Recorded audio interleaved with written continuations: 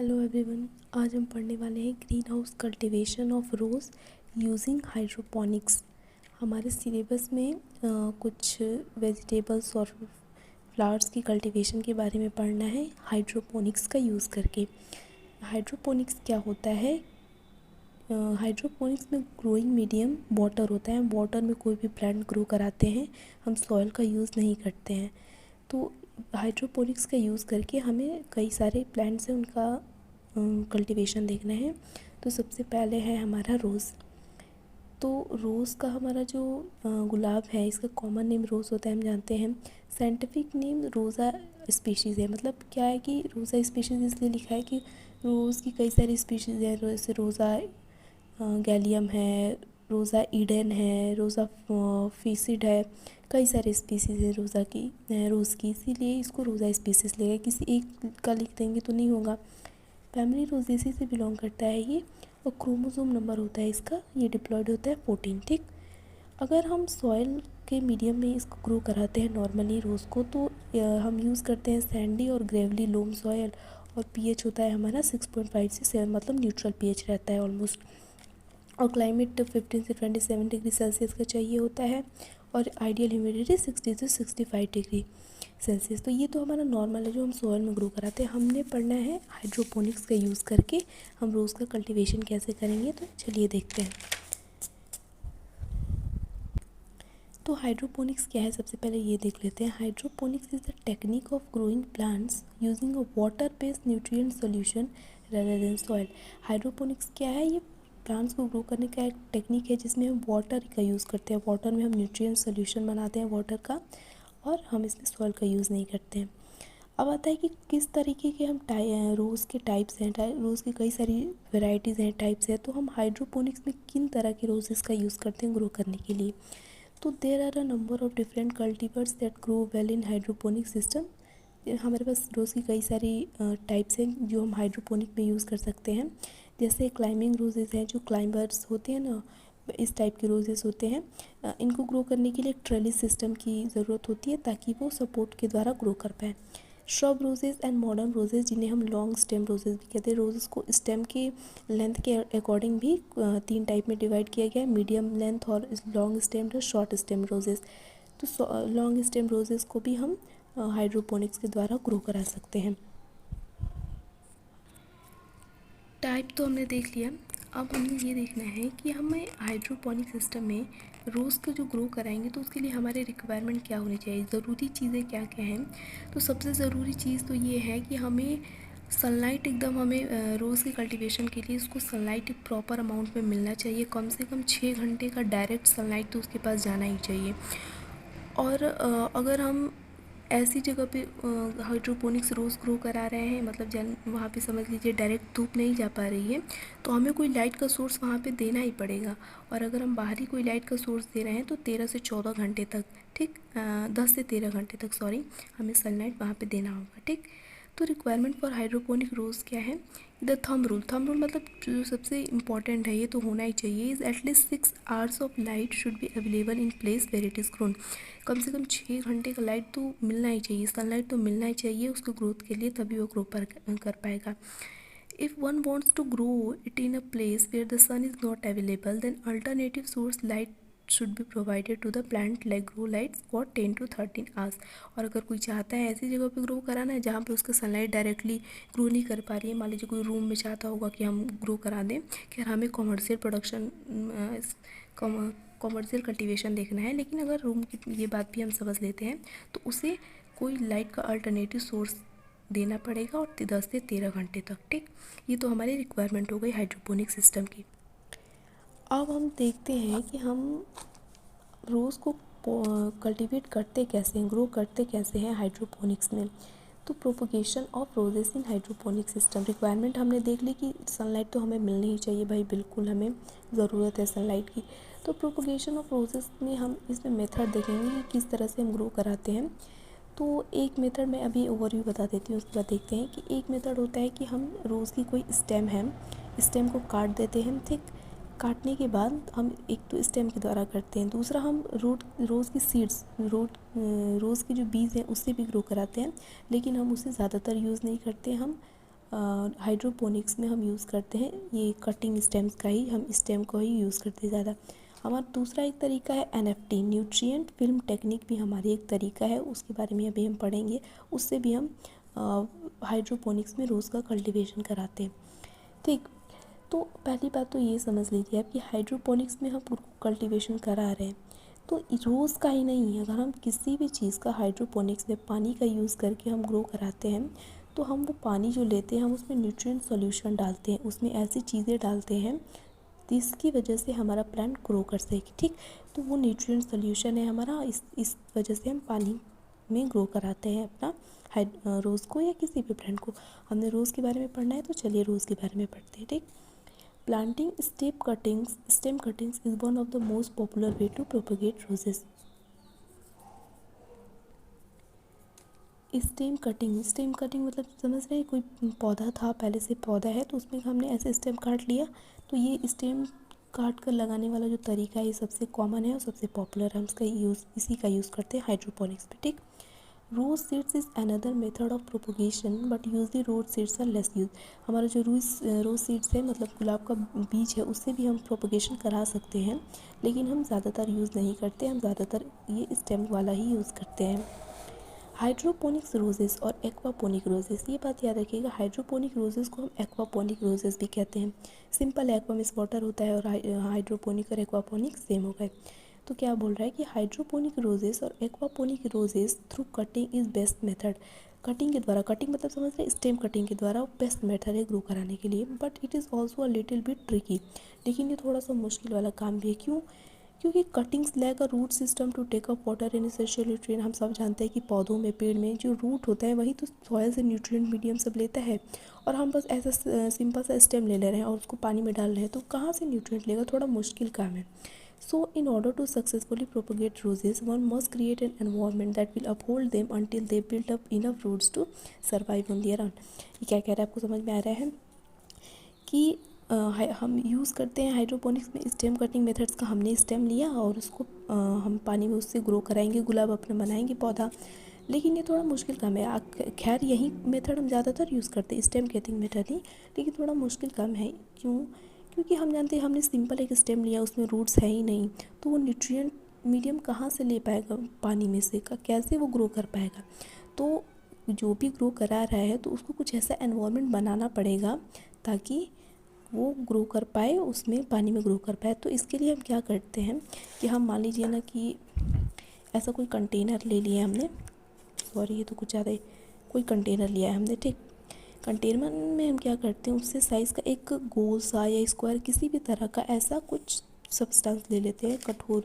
हम जैसे हमारा थर्मोकोल वगैरह होता है ना, थर्मोकोल इसके बराबर ऐसे ऊपर इसके ढक देंगे। इसके बाद क्या करते हैं, हमने इसमें पानी डाला हुआ है, मतलब हमारा न्यूट्रिएंट सॉल्यूशन है पानी में। उसके बाद में हम क्या करते हैं, हमने जो थर्मोकोल लिया है उसमें ऐसे बीच में छेद कर देते हैं, छेद करके हमारा अपना स्टेम ऐसे लगा देते हैं और इस पर ढक देते हैं पानी। इसमें क्यों कर रहे हैं, हम उसको सपोर्ट दे रहे हैं ताकि अब ऐसे स्टेम डालेंगे पानी में तो गिर जाएगी, तो उसको सपोर्ट दे रहे हैं, तब तक वो ढका रहेगा और जब तक 3 से 4 हफ्तों में वो ग्रो कर जाता है। अभी आगे पढ़ेंगे हम, उसमें रूट्स निकल आएंगे।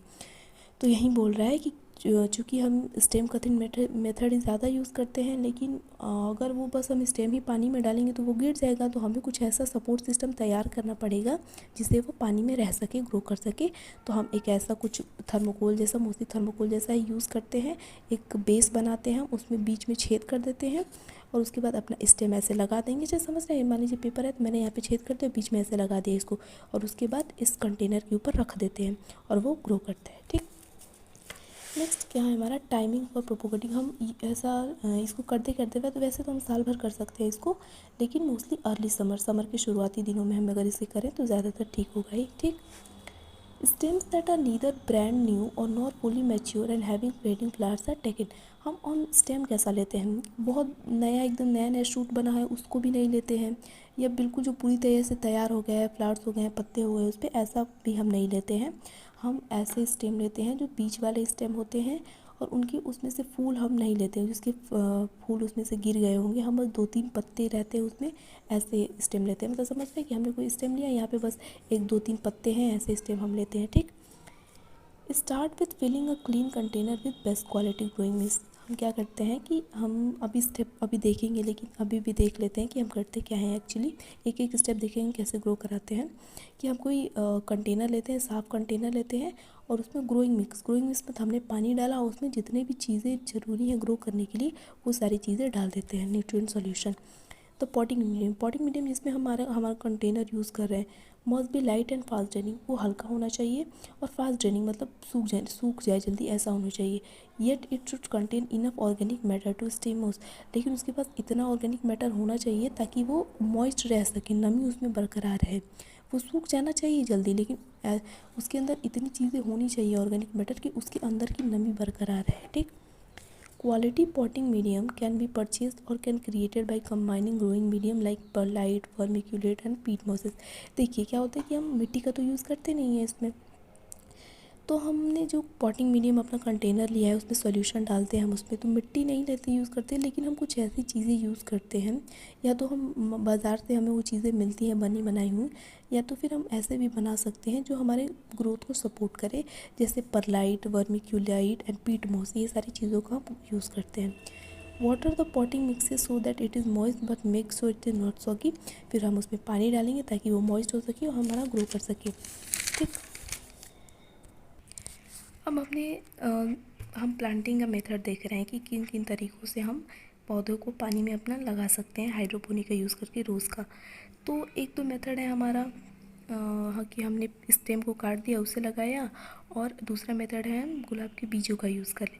मोस्टली हम यूज़ करते हैं स्टेम कटिंग का मेथड ही। स्टेम कटिंग के मेथड के लिए हम एक पहले सपोर्ट रहते हैं, सपोर्ट में बीच में होल कर देते हैं और उसके बाद अपना स्टेम उसमें लगा देते हैं और कंटेनर के ऊपर उसको रख देते हैं जिससे वो ग्रो कर पाए, और वो पानी के सपोर्ट में रहेगा, न्यूट्रिएंट के सपोर्ट में रहेगा तो वो ग्रो कर पाएगा। ठीक। एक दूसरा हमारा मेथड है जिसे हम कहते हैं एनएफटी सिस्टम। ठीक।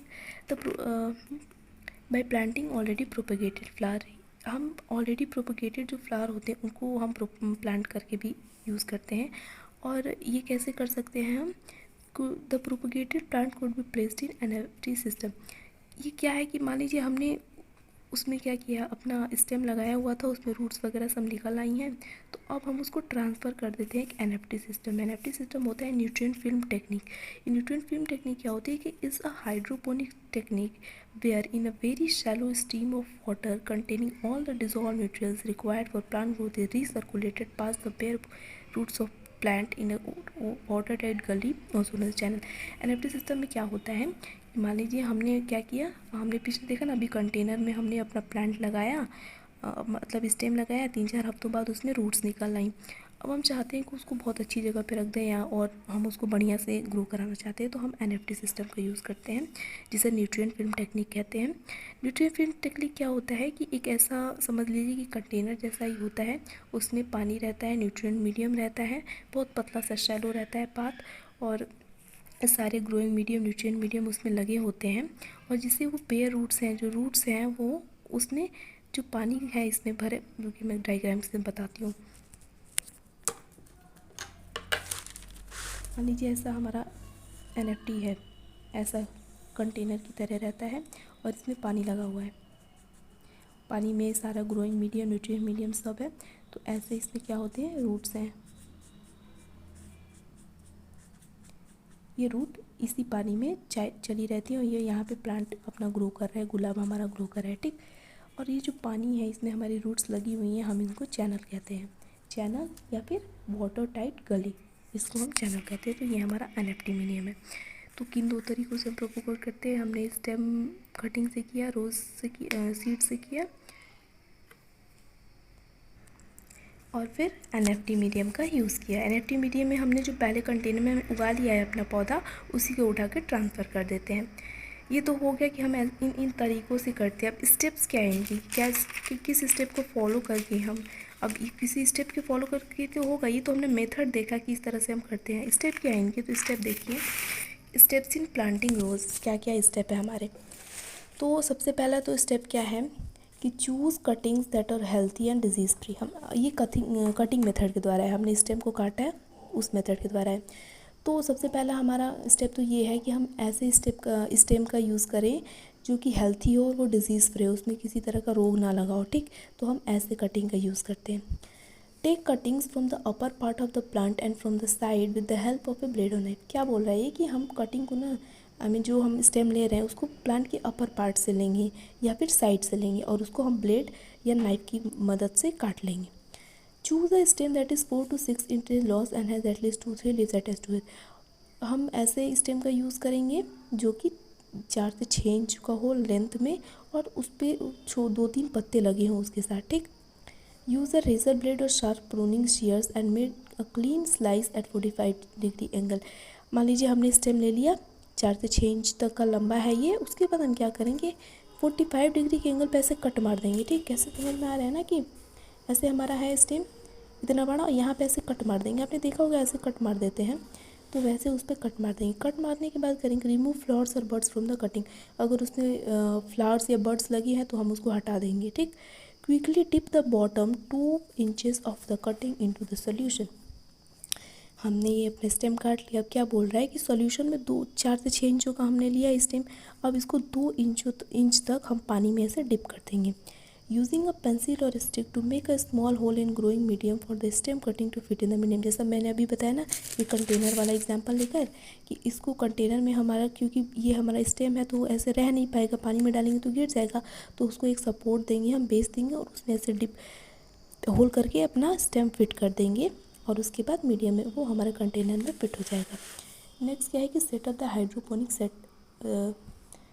हाइड्रोपोनिक सेटअप इन ब्राइट डायरेक्ट लाइट, और डायरेक्ट ब्राइट लाइट में हम रख देंगे क्योंकि हमें पता है कम से कम 6 घंटे का डायरेक्ट सनलाइट तो मिलना ही चाहिए।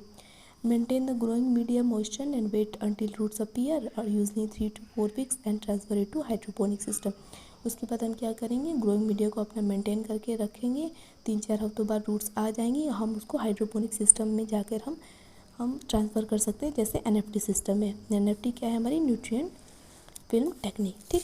तो ये हमारे स्टेप्स हो गए। क्या हो गए स्टेप, सबसे पहले हमें 4 से 6 इंच तक का एक स्टेम लेना है, फिर उसको 45 डिग्री पे ऐसे कट मारना है। कट मारने के बाद हमें कुछ ऐसा बेस लेंगे, उसमें से अगर फूल या बर्ड्स लगे हैं तो उसको हटा देंगे। हटाने के बाद हम क्या करेंगे कि एक बेस लेंगे, बेस में हम बीच में हम ऐसे होल कर देंगे और अपना स्टेम ऐसे लगा देंगे। स्टेम लगाने के बाद 2 इंचों तक हम 2 इंच हाइट तक हम पानी में डिप कर देंगे और 4 से 6 हफ्तों बाद हमारा रूट्स निकल आएगा, ठीक। ये हमारे स्टेप्स हो गए, रूट्स हो गई। इसके बाद क्या है कि मान लीजिए पौधा हमारा 3 से 4 हफ्तों में तो रूट्स आ जाएंगे, फिर ग्रो तो करेगा, ग्रो करेगा तो मान लीजिए बढ़ता जा रहा है हमारा पौधा, तो अब हम करेंगे pruning of the plant. Pruning मतलब होती है छटाई करना। ऐसे भी नॉर्मली हमारा कोई पौधा बहुत ज़्यादा फैलता है, जगह नहीं रहता या डैमेज हो गया रहता है कोई पार्ट, तो हम प्रून करते हैं, छटाई करते हैं। तो प्रूनिंग ऑफ द प्लांट में क्या करेंगे हम, hand pruner should be use for the purpose as they have the grip and sharpness to cut the plant smoothly. बोला है कि हैंड प्रूनर्स का यूज़ करना चाहिए ताकि हमारा प्लांट स्मूथली कट हो सके। The branches and stem that are damage और dead should be cut by hand pruning. और कोई ब्रांच है या स्टेम है वो ख़राब हो गई है, डेड हो गई है, तो हम उसको काट के हटा देंगे, ठीक। हार्वेस्टिंग हाइड्रोपोनिक रोज। अब हार्वेस्टिंग कैसे करते हैं, रोज़ को कैसे निकाल देंगे हम, तो a clean bucket filled with, harvesting में से हाथ से ही तोड़ेंगे फूल को। A clean bucket filled with fresh water should be kept while harvesting rose. It will help to keep cutted roses. क्या करते हैं हम कि शार्प बाईपास प्रूनर का यूज़ करके या हाथ से यूज़ करके हम फूल को तोड़ देते हैं रोज़ को, और उसमें हम उसके साथ क्या रखें, क्लीन बकेट रखे रहते हैं, उसमें फ्रेश पानी रखते हैं। जैसे फूल तोड़ते हैं पानी में डाल देते हैं ताकि वो फूल फ्रेश रहे, ख़राब ना हो, ठीक। ये हमारी प्रूनिंग होगी, हार्वेस्टिंग होगी। हमने देख लिया कि स्टेप देख लिया कल्टीवेशन का और किन किन तरीक़ों से हम कल्टीवेट करते हैं NFT सिस्टम में और कंटेनर में। अब हमारा कुछ आता है एडिशनल रिक्वायरमेंट के बारे में कि इन सारी चीज़ों के अलावा और क्या क्या ज़रूरत होती है हमारे हाइड्रोपोनिक्स का यूज़ करके रोज़ कल्टीवेशन के लिए।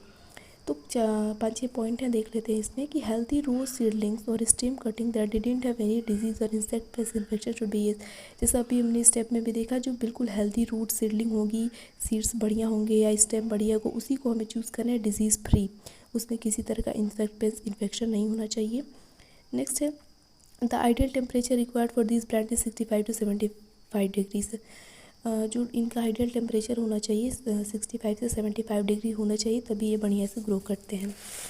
नेक्स्ट रिक्वायरमेंट क्या है हमारी, a pH analyser should be kept for proper measurement और ये ऑफ होगा of the acidity and alkalinity level of nutrient solution. हमने जो न्यूट्रिएंट सोल्यूशन लिया है पानी में अपना सारा न्यूट्रिएंट सॉल्यूशन डाला है, बनाया है उसका, तो उसको चेक करने के लिए हमें एक पीएच एनालाइज़र की भी ज़रूरत पड़ेगी, ताकि हम चेक करते रहें कि एसिडिटी या ज़्यादा एसिड या बेसिक तो नहीं हो गया, हमें न्यूट्रल मीडियम चाहिए। ठीक। Roses require about 6.5 to 7.5 pH ranges to grow properly, मतलब ऑलमोस्ट न्यूट्रल पीएच चाहिए बढ़िया से ग्रो करने के लिए।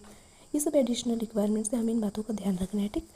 रोज bushes can become large, so a distance of at least 4 square feet growing space should be provided। जब जैसे जैसे पौधा ग्रो करेगा तो रोज़ की बुशेस ऐसी बनती जाएंगी, झाड़ी की तरह बनती जाएगी, तो हमें कम से कम 4 स्क्वायर फीट का जगह छोड़कर ही एक के बाद दूसरा लगाना चाहिए, ताकि वो फैल सके और ग्रो कर सके। ठीक। और support of some kind that will allow the roots to hang down in nutrient solution is needed. जैसे हमने बात किया कि सपोर्ट सिस्टम होना चाहिए, कुछ थर्मोकोल का बात किया ना, थर्मोकोल बना लेंगे, उसमें ऐसे डिप कर देंगे, पहले होल्ड करेंगे और डिप कर देंगे, ताकि वो हैंग कर सके न्यूट्रिएंट मीडियम, नहीं तो ऐसे तो गिर जाएगी। ठीक। And aerator is needed that pump the water continuously past the root. और एक एरेटर की ज़रूरत होगी जो हमारे पानी को कंटिन्यूसली ऐसे रूट से पास करती रहेगी, रूट से पास करती रहेगी। पता है हमें रूट ही हमारे न्यूट्रिएंट मीडियम को ले सकते हैं, और हमने पानी में अपना न्यूट्रिएंट मीडियम डाला है, उसका सॉल्यूशन बनाया है, तो एरेटर की मदद से हम पानी को पंप करते रहेंगे। ठीक। सारा क्या क्या हमने देखा, एक बार फिर से सारा रिवाइज कर देते हैं। रोज़ का देखा हमने सबसे पहले की रिक्वायरमेंट क्या होनी चाहिए, तो पहले तो सबसे मोस्ट इम्पॉर्टेंट है कि डायरेक्ट सनलाइट उसको मिलना चाहिए, कम से कम 6 घंटे का। अगर हम डायरेक्ट सनलाइट में नहीं ग्रो करा रहे हैं तो कुछ अल्टरनेटिव सोर्स देंगे लाइट का 10 से 13 घंटे तक का। फिर क्या करेंगे हम कि रोज़ का कल्टीवेशन की प्रोपेगेशन किस तरीके से हम कर सकते हैं, तो एक तो हम स्टेम की मदद से कर सकते हैं, दूसरा हम सीड की मदद से कर सकते हैं। ठीक। क्या करते हैं स्टेम की मदद से, क्या करते हैं, बढ़िया स्टेम लेंगे 4 से 6 इंच तक का, उसके बाद उसको 45 डिग्री एंगल पे काट देंगे। फिर एक सपोर्ट सिस्टम बनाएंगे, ताकि जैसे कि थर्मोकोल बेस लेंगे कुछ, और हम उसमें होल करके अपना स्टेम लगा देंगे और न्यूट्रिएंट सॉल्यूशन में उसको डिप कर देंगे, ताकि वो ले सके। चूँकि वो स्टेम है तो उसके पास पहले से रूट्स नहीं है, तो वो उसमें अटैच नहीं हो पाएगा, क्योंकि हम पानी का यूज़ कर रहे हैं, मिट्टी का नहीं यूज़ कर रहे हैं। उसके बाद क्या देखा हमने, स्टेप्स देख लिया। उसके बाद प्रूनिंग करेंगे, जैसे जैसे पौधा बढ़ता होता जाएगा तो हम उसकी छटाई करते रहेंगे, फिर हार्वेस्टिंग कर देंगे फूलों की। उसके बाद एडिशनल रिक्वायरमेंट्स में कुछ ध्यान देने वाली बातें। ठीक। तो आज के लिए थैंक यू, इतना ही।